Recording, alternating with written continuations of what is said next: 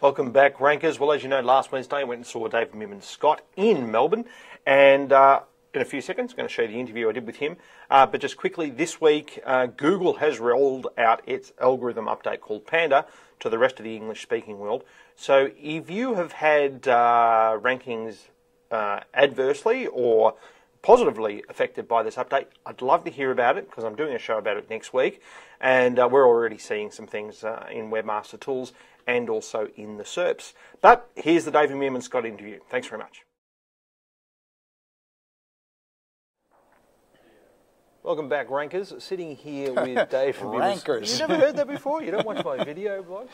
We've got a bunch of Rankers that follow us on Twitter and on YouTube. Sitting here with this guy, David Meerman Scott, who you've heard me talk about a lot before, bang on incessantly.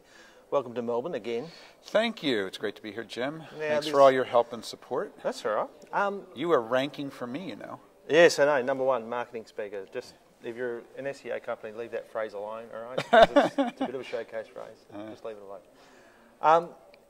You're here talking about real-time marketing. Can you give me just an example or a succinct definition of what you consider real-time marketing? Yeah, real-time is just that you're engaged right now. Right. And there's a number of different ways to do that. Watching Twitter, participating in Twitter, understanding what people on blogs or in the news media is saying about you or your company, also real-time.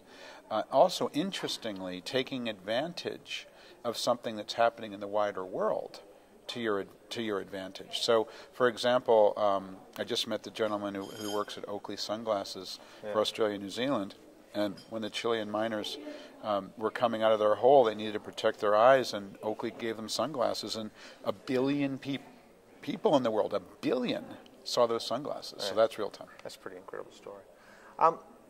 Traditionally, companies have, I guess, not hidden, but stood behind a wall of interacting with their customers or in their public, and when they do interact with them, it's in a very controlled and coiffeured way.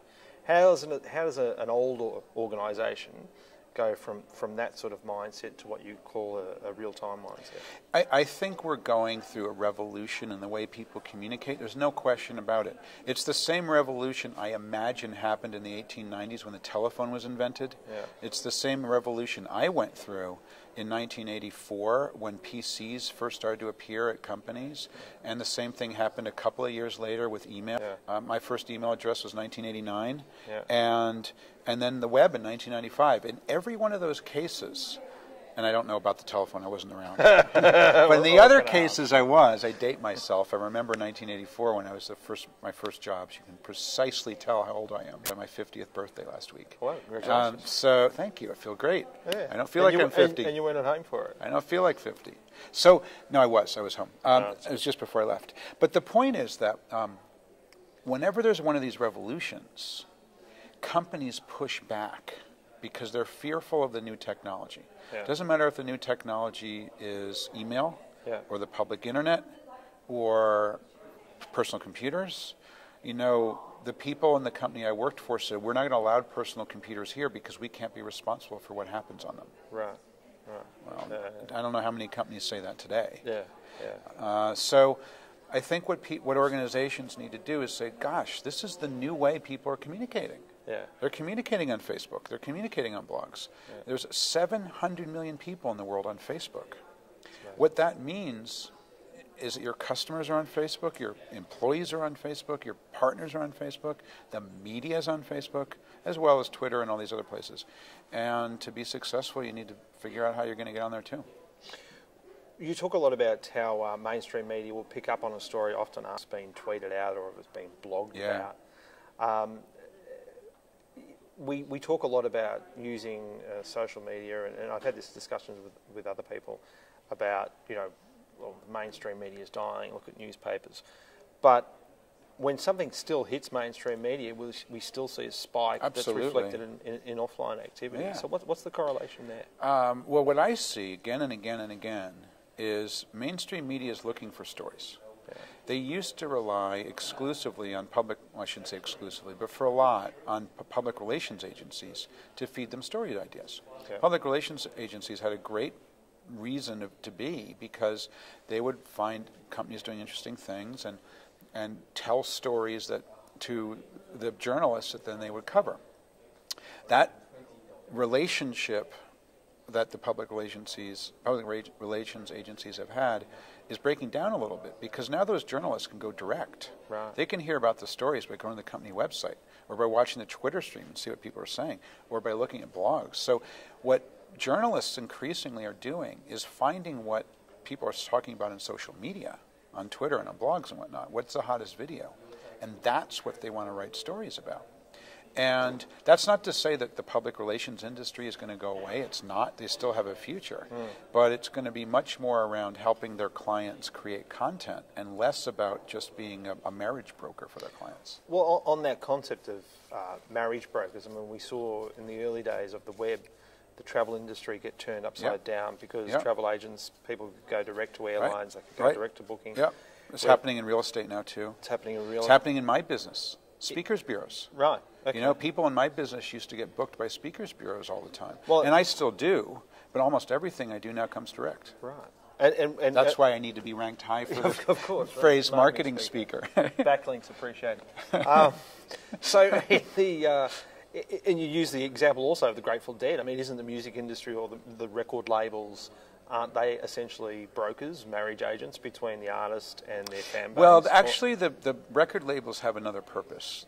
And same thing with book publishers. I work with Wiley as my publisher, because they help get distribution. Right. So I'm not saying that you can't get distribution otherwise, but Wiley, for example, my publisher, gets books in the bookstore downstairs here in Melbourne, Australia. Yeah, right. There is no way I could do that as a self-published author. Right. Wiley, we've gotten 30 translations of my books to 30 different languages. I can't do that on my own. Yeah. Now, in the case of record labels.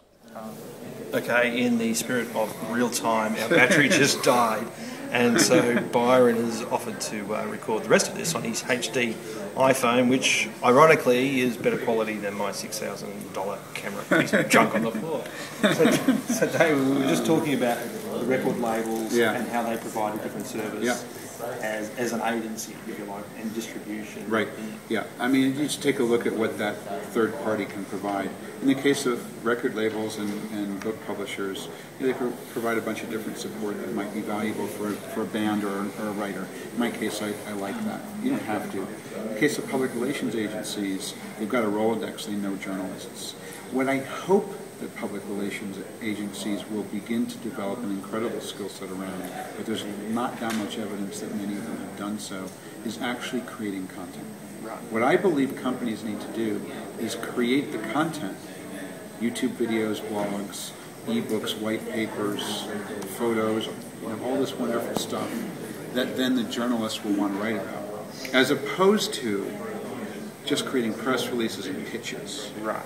So it's a different skill set with those public relations. So with that public relations it's hard to say that. It's really hard to say. I know. I just stumbled too. The agency is creating content. Yeah. And a large part of that is for mainstream media to pick up on and comment on. Yeah, so some of it, but also for their existing customers and potential customers and whatnot to find. Potential investors if they're publicly listed. Right. And how much is the content? How valuable is that content in establishing or promoting a company's brand? Like for us, for the YouTube videos, it's huge, right? It's massive. Yeah, it's huge. So is that reflected in the company blogs? I mean, how much do they have to become a journalist? Or? I think every company needs to become journalists. I call it brand journalism. I think every company needs to do that. I think you are only as good as the content you publish on it. You, me, everybody. Publish great stuff like we're doing right now, and all the rankers find us, and you're cool. Excellent. Well, that's it for this week, and remember, keep on ranking. See you next week. Thanks, Dave. You got it, man.